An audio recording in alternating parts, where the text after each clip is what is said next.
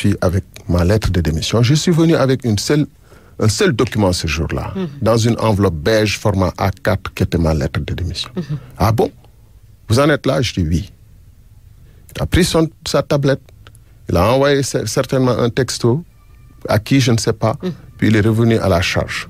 Et je suis resté campé sur mes positions jusqu'au moment où je suis sorti du bureau du président de la République. Alors, ça c'est anecdotique. Voyez-vous, c'est au Sénégal qu'on s'épanche sur le fait qu'il a démissionné, il n'a pas démissionné, il a été démis. Quel est le fond du problème? Est-ce que, oui ou non, je peux avoir tort, hein, mais est-ce que oui ou non, j'ai raison quand j'estime que la loi n'a pas été respectée pour que je puisse signer? Oui. Que non seulement la loi n'a pas été respectée, mais que les intérêts du Sénégal n'ont pas été préservés. J'ai dit et répété que ce contrat est l'un des plus mauvais contrats qu'on ait signé. Puisque les propositions qui nous sont faites sont même en deçà des propositions qui nous avaient été faites avant des découvertes de pétrole et de gaz. Alors même que le bloc qu'on donnait, à savoir refuge offshore profond, était l'un des blocs les plus avantageux et les plus courus à cette époque dans le monde, puisque toutes les grandes compagnies du monde, les majeures qu'on les appelle, à savoir Shell, BP, Total aussi, la plus grande compagnie chinoise, même Exxon s'était signalé. Alors, donc dans ces conditions, quand on a l'offre la meilleure au monde, quand on a toutes les grandes compagnies au monde, on ne brade pas. Qu'on vienne aujourd'hui nous dire on va procéder à des appels d'offres, on va réviser le code, après avoir tout donné, après qu'il ne reste plus rien, doit faire rire les Sénégalais, rire jaune bien sûr, parce que c'est symptomatique de la manière de procéder dans ce pays. Absolument. Alors, vous êtes ensuite passé à l'opposition après avoir quitté le gouvernement. Vous avez déclaré votre candidature à la présidentielle de février prochain sous le couvert du mouvement que vous avez créé, la République des valeurs. D'ailleurs, vous avez lancé votre programme de société, lancement hier à Guédiawaye en banlieue de Dakar. Le choix de la banlieue n'est certainement pas gratuit. Parce que la banlieue est le concentré non seulement des populations, mais des difficultés que vivent les Sénégalais des centres urbains. Pékin est une grosse agglomération et on était à la frontière entre Pékin et Guédiawaye. Il y a au bas mot 1 million de personnes dans cette zone. Figurez-vous, pas d'université, un seul hôpital en construction, pas d'usine au sens où, en tout cas, c'est des cités dortoirs où les gens font le mouvement pendulaire par jour pour aller vers le centre-ville de Dakar ou ailleurs, faire leur emploi et revenir. Et la plupart vivent de petits boulots qui ne permettent pas de vivre décemment.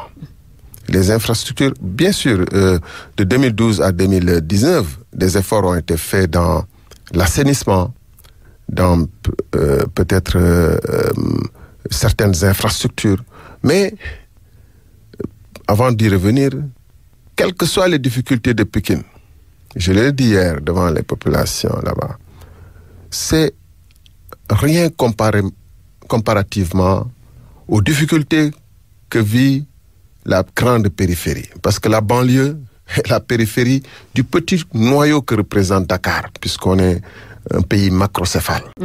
Et la grande banlieue, c'est-à-dire le reste du pays, quand vous allez à Mbane ou à Goudiri ou dans le Jolof profond, tous les services de base dus à un être humain sont absents.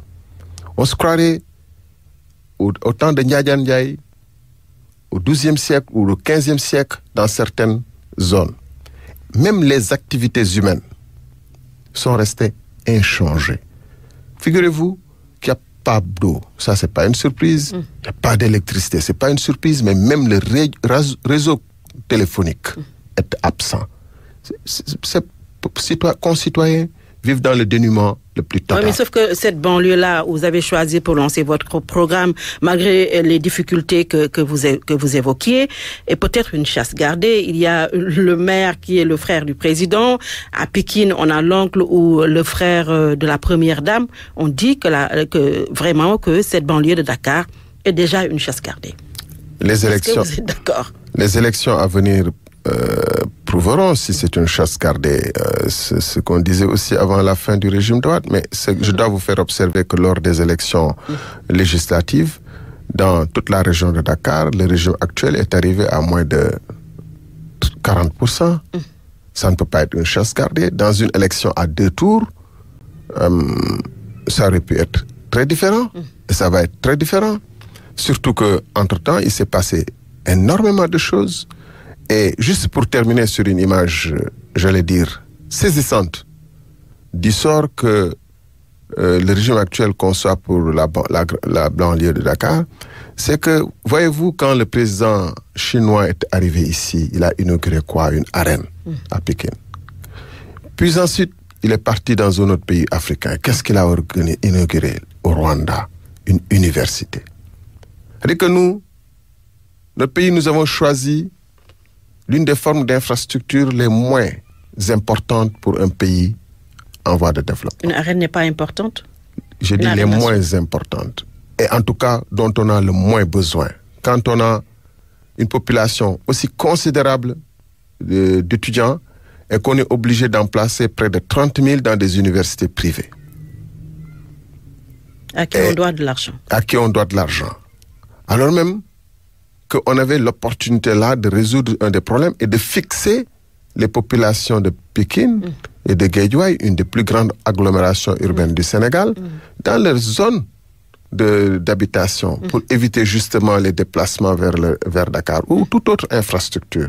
C'était une parenthèse pour montrer les malheurs dans les choix d'investissement. Mais ce qui fonde notre programme, on dit le président de la République a fait le tour du pays. Oui, il a fait le tour du pays. Il a certainement fait des forages, notamment dans le Djolof. Il a certainement fait des routes rurales. On pourrait y revenir. Hein. J'ai vu la route.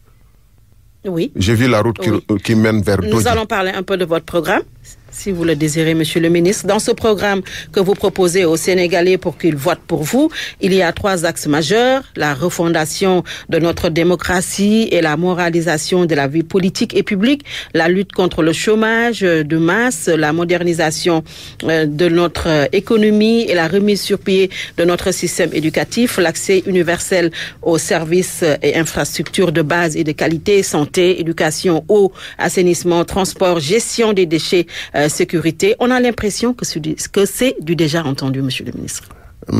D'abord, vous avez peut-être omis l'essentiel, c'est que le programme s'appelle Refonder notre pacte républicain. Il est inspiré par une philosophie, une vision différente. Refonder notre pacte républicain parce que, voyez-vous, je parlais tout à l'heure des populations démunies. 50% des populations de l'intérieur du pays n'ont accès à aucun service de base. Et on a l'impression que quand on leur donne accès à ces services, c'est une bonne volonté du président de la République. D'ailleurs, souvent les gens le disent, nous avons un président alors que c'est sur l'argent de ces populations que ça a été investi. Et souvent, c'est des demandes de plusieurs décennies qui impactent la vie de ces populations directement, leur santé, leur déplacement, etc. C'est pourquoi nous disons refonder notre pacte.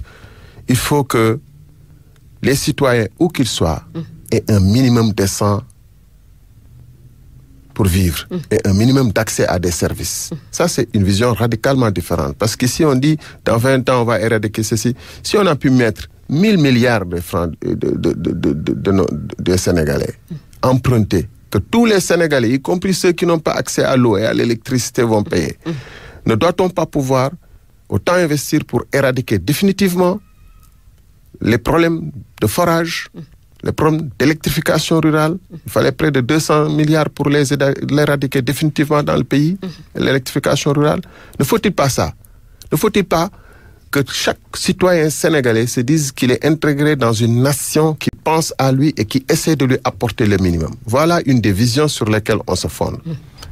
Deuxième chose, mais je réponds aussi au passage à votre question en disant que si c'est du déjà vu, c'est parce que... Déjà entendu. Déjà entendu, oui. C'est parce que nous sommes restés un des pays où, en l'absence de la petite partie de Dakar, tout est à faire. Et malgré toutes les promesses qui ont été faites peu de choses ont fondamentalement bougé. Ce n'est pas ce que dit la majorité à travers le PRODAC, le PUDC, au vu des infrastructures qui sont en train d'être développées et qui sont en train d'être inaugurées tous les jours.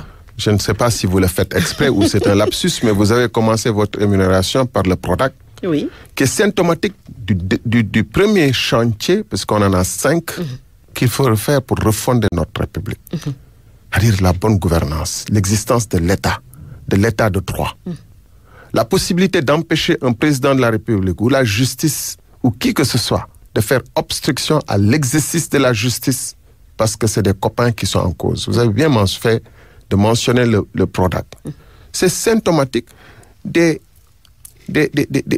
critiques qu'on avait faites avant, qu'on continue à faire pour la bonne gouvernance, la gestion sobre et vertueuse, et qui restent toujours d'actualité malheureusement pour nous. On aurait bien aimé que le pays avance.